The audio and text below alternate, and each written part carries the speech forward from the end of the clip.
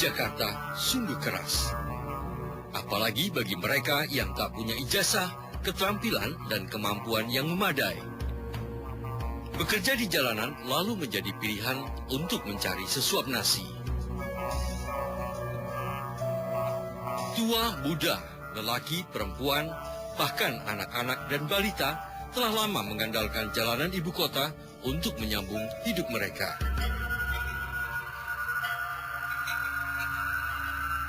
Sayang, jalanan bukan tanpa masalah. Kejahatan justru senantiasa mengintip, terutama anak-anak dan balita.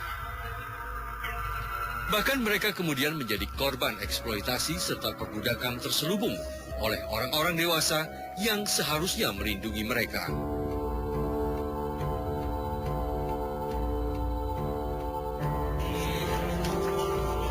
Akhir pekan lalu, 4 orang tersangka masing-masing IR, MR, ER, dan SM ditangkap polisi. Keempat orang itu ditangkap lantaran terindikasi mengeksploitasi belasan anak di bawah umur. Para tersangka ditangkap di 2 lokasi berbeda di Jakarta Selatan. Polisi lebih dulu meringkus IR dan MR di kawasan Blok M, Jakarta Selatan. Saat dicokok polisi, tersangka IR dan MR tengah menggendong seorang bayi mungil. Bayi berinisial B telah dieksploitasi tersangka untuk mencari uang. Ketika diperiksa polisi, IR dan MR sempat mengaku sebagai pasangan suami istri. Namun, setelah diusut tuntas, terbukti pengakuan mereka sebagai pasangan suami istri palsu. Polisi pun terus mengembangkan penyelidikan. Sejumlah tersangka diperiksa. Alhasil, dari mulut IR dan MR terungkap 2 tersangka lainnya, yakni ER dan SM. Tanpa membuang waktu, polisi segera meringkus kedua tersangka di rumah kontrakan mereka di kawasan Jakarta Selatan. Perkara ini kita berdasarkan informasi dari masyarakat. Kemudian dari informasi itu kita olah dan kita lakukan penyelidikan selama 2 bulan. Kasus jaringan eksploitasi anak di bawah umur ini terus diselidiki polisi. Dari komplotan IR dan MR, polisi menyelamatkan 4 anak di bawah umur korban eksploitasi. Mereka masing-masing W, I, MI, dan seorang bayi mungil bernama B. Sambil dieksploitasi, bayi usia 6 bulan itu bahkan terus dicekoki obat penenang oleh tersangka IR dan MR. Tampaknya keempat bocah malang itu juga telah dijual oleh orang tuanya sendiri. 2 hari kemudian, 31 Maret lalu, polisi berhasil menangkap KD, W, dan SW, ibu kandung seorang bayi berusia 3 bulan. 2 orang pertama adalah anggota sindikat jual beli bayi. Mereka ditangkap di sebuah hotel di kawasan Jalan Tendean, Jakarta Selatan. Seperti yang saya sampaikan bahwa jaringannya ini sedang kita dalami. Karena dari satu korban tadi yang saya sampaikan bahwa dia menceritakan bahwa dia bersaudara ada 4. Kemudian yang 1 itu dijual berpaten.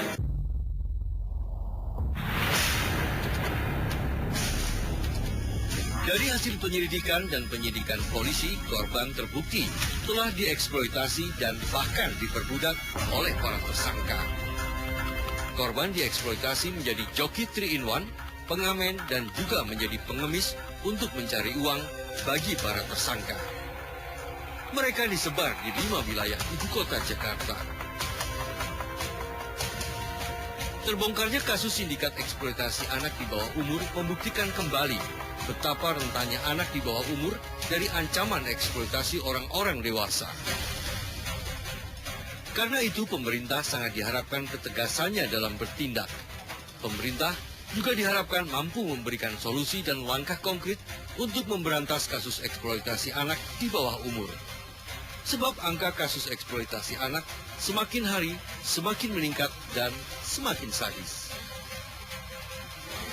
Dan saya kaget, satu saja kemudian Bapak Presiden menelpon saya untuk menengok ini. Penangkapan keempat tersangka kasus eksploitasi anak yang berhasil diungkap Polres Metro Jakarta Selatan diharapkan bisa menjadi pintu masuk untuk membongkar jaringan sindikat eksploitasi anak di bawah umur yang lebih besar lagi. Apalagi kasus eksploitasi anak di bawah umur bertalian erat dengan kejahatan human trafficking alias perdagangan manusia dan kejahatan seksual. Anak yang dalam eksploitasi ekonomi maka harus diberikan perlindungan khusus. Apa saja perlindungannya? Direhabilitasi, diberikan pendampingan yang cepat, misalnya pendampingan kesehatan jika misalnya anak tersebut tanda kutip ada sakit dan sebagainya. Kehidupan pengemis cilik, pengamen anak-anak dan joki kecil bukanlah pemandangan asing di kota-kota besar di tanah air. Kehidupan anak jalanan ini sering memantik rasa iba, prihatin, dan kasihan.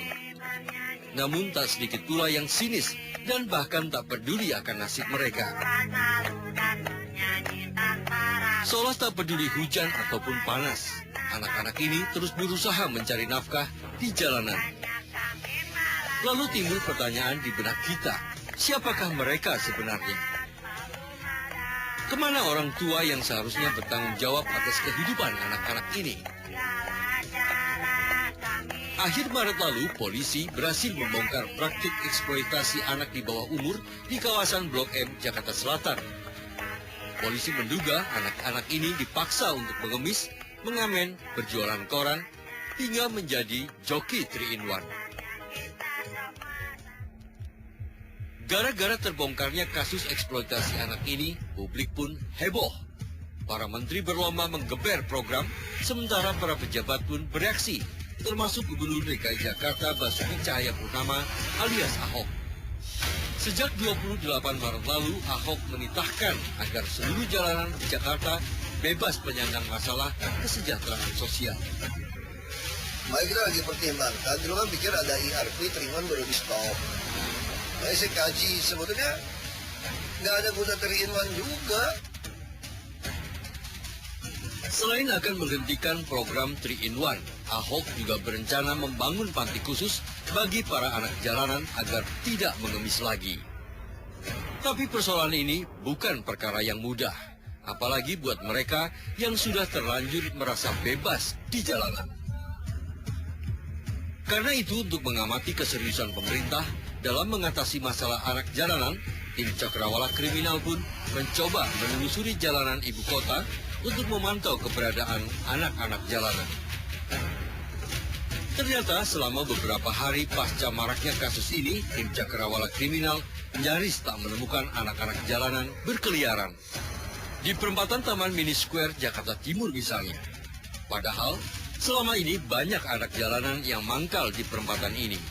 Menurut informasi para pedagang di sekitar perempatan, sudah seminggu ini mereka memilih tiarap. Anak-anak jalanan dan jagoan mereka tentu ogah dicokok petugas yang semakin rajin mondar-mandir berjaga di kawasan ini. Kemudian tim mencoba menelusuri kawasan pinggiran Jakarta, tepatnya di kawasan Cikokol, Tangerang, Banten. Di sini pun tim liputan tak bertemu seorang anak jalanan yang sedang mengais rezeki. Tampaknya kabar tentang rencana pemerintah DKI Jakarta menertibkan para penyandang masalah kesejahteraan sosial sudah beredar sampai ke daerah penyangga ibu kota.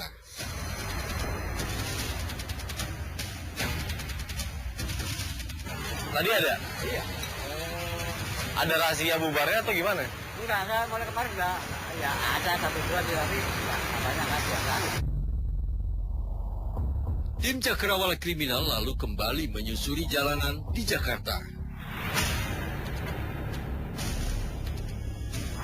Tampak seorang ibu menggendong bayi dengan usia belum genap 1 tahun. Perempuan itu berdiri di pinggiran jalan dan melambaikan tangan kepada setiap mobil pribadi yang melintas. Penasaran dengan kondisi bayi kecil dalam gendongannya, mobil tim Cakrawala Kriminal kemudian mendekati perempuan itu.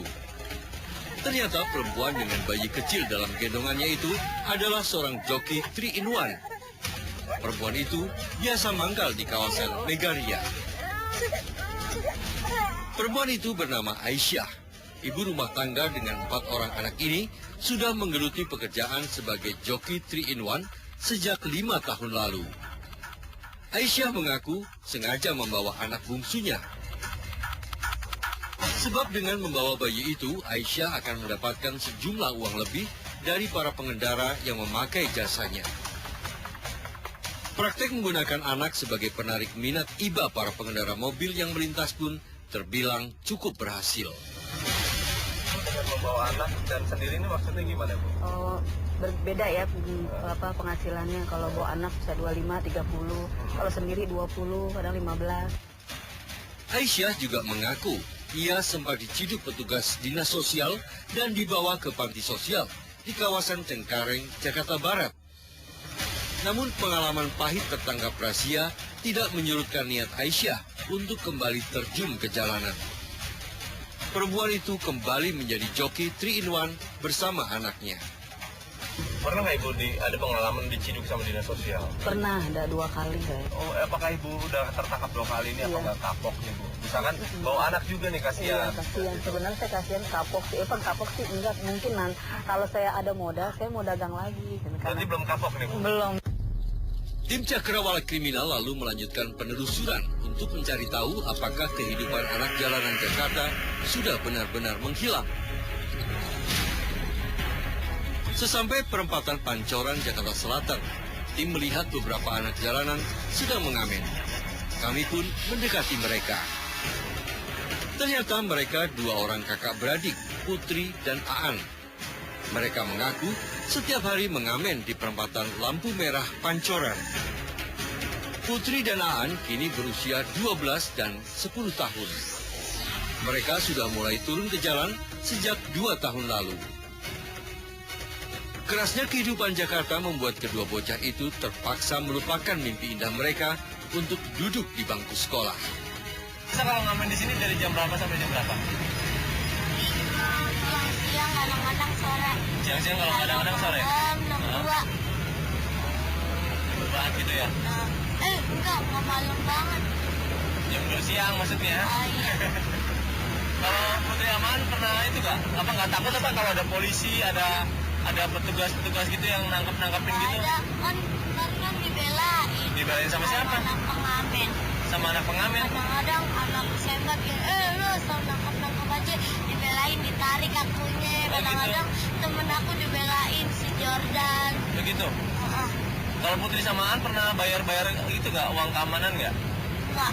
Nggak pernah bayar? Kadang pernah dipalakin 1 kali, aku enggak. Pernah dipalak? Sama siapa dipalak? Sama itu, tahu anak mana. Terus preman. Preman? Ada preman. Ada preman juga? Oh, ditolong. Iya. Nggak takut apa? Cerita Putri dan Aan adalah cerita nyata anak jalanan Jakarta. Tapi kadang kehidupan pahit mereka justru menjadi lahan bisnis bagi orang-orang dewasa yang tidak bertanggung jawab. Padahal menurut pasal 34 ayat 1 Undang-Undang Dasar 45, fakir miskin dan anak-anak terlantar dipelihara oleh negara. Lalu jika kenyataannya seperti ini, di manakah kehadiran negara? Pengungkapan kasus eksploitasi dan perbudakan anak selalu membawa cerita miris. Apalagi para korban masih berusia anak-anak dan benar-benar polos. Cubitan, bentakan, celaan, dan tekanan terus mereka alami setiap hari. Apalagi jika mereka mogok ngamen atau ogah mencari nafkah lainnya. Kekerasan seksual pun tak jarang terjadi. Di bawah ancaman mereka dipaksa mengadu nasib di jalanan. Anak-anak yang belum genap usia 10 tahun itu sesungguhnya juga merasa tertindas dan terpaksa. Namun kepada siapakah mereka bisa mengadu? Pak dicubit nggak? Sama siapa? Sama siapa? Dicubit sama siapa? Ibunya. Oh, sama ibunya. Korban W 5 tahun, R 7 tahun, serta bayi B yang masih berusia 6 bulan, kini berada di Rumah Perlindungan Sosial Anak RSPA Bambu Apus, Cipayung, Jakarta Timur. Di sini mereka mendapatkan perawatan yang lebih baik. Nah, usianya sudah 5 dan 7 tahun, kita sudah pertama pun kita pemeriksaan kesehatan, tetapi karena kedua anak itu tidak terlalu mengalami untuk medis, sehingga kita berikan beberapa treatmentnya yaitu treatment psikososial. Rumah Perlindungan Sosial Anak Cipayung kini sedang menelusuri keluarga dekat B, R, dan bayi B. Jika berhasil ditemukan, kerabat dekat akan lebih diutamakan untuk kelanjutan pemeliharaan mereka. Di terapi, anak-anak ini stresnya dan traumanya, jadi kita berusaha untuk mencari tadi keluarga derajat terdekat. Tidak selamanya anak-anak itu di sini. Dari hasil observasi ditemukan fakta bahwa saat dieksploitasi sebagai pemicu rasa iba, bayi B terus-menerus dicekoki obat penenang pada pagi dan sore dengan dosis 1/4 pil. Padahal jika pemakaiannya berlebihan, obat penenang bisa menyebabkan kerusakan syaraf dan gangguan liver. Ketika obat diberikan tanpa adanya resep dokter, tanpa adanya rekomendasi dokter, dan yang paling penting adalah bahwa ketika anak itu sebenarnya tidak memerlukan obat tersebut dan obat itu dipergunakan justru untuk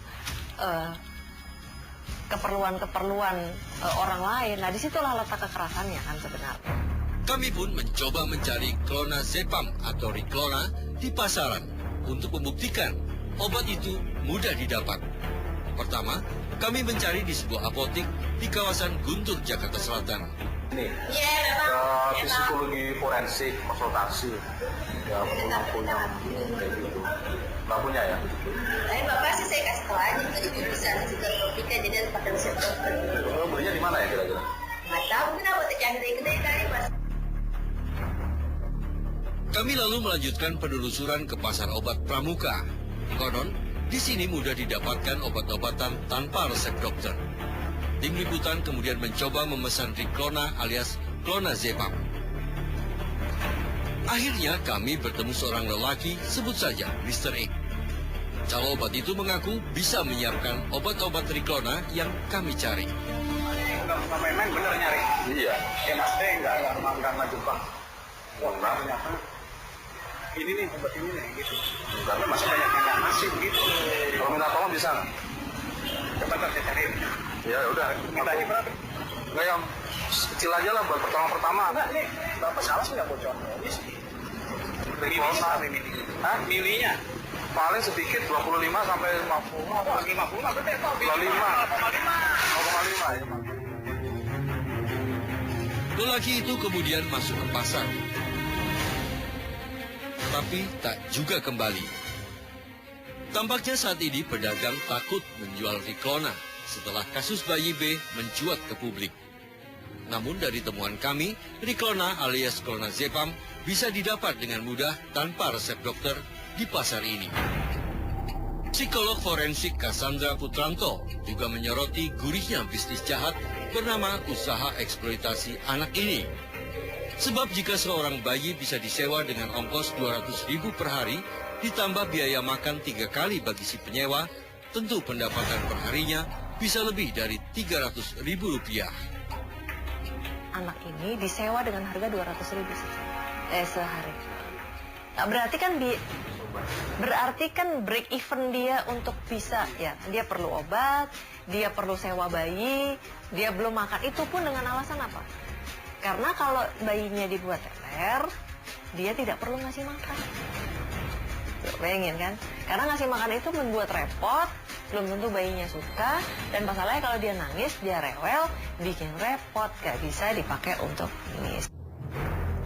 Untuk mengatasi berbagai persoalan eksploitasi anak, Menteri Sosial Khofifah Indar Parawansa mengajak seluruh daerah untuk membangun rumah-rumah perlindungan sosial bagi anak di berbagai daerah. Saya berharap bahwa masing-masing pemerintah daerah, terutama kabupaten kota, yang potensi anak jalanannya cukup signifikan, potensi kemungkinan anak-anak diterlantarkan juga cukup signifikan, terutama di kota-kota besar. Mudah-mudahan dalam waktu sesegera mungkin mereka bisa segera mendirikan rumah perlindungan dan sosial anak. Namun menurut Sekjen Komisi Perlindungan Anak Indonesia, Erlinda Iswanto, selama ini pendekatan yang dilakukan pemerintah nyaris gagal mengurangi angka penyandang masalah kesejahteraan sosial.